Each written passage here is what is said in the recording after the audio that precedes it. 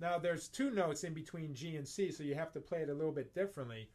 But the goal is to play those in between linking notes, but make sure you get to the target note, which is G.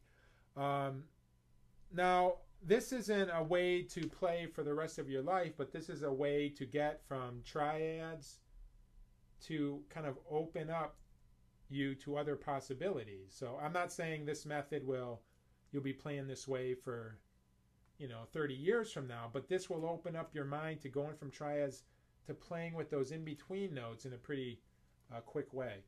So the first step is really getting these down, okay? Playing through this progression. It's a circle of fifths, and just getting the links down with the notes. So you might go through the circle of fifths going 1, 2, 3.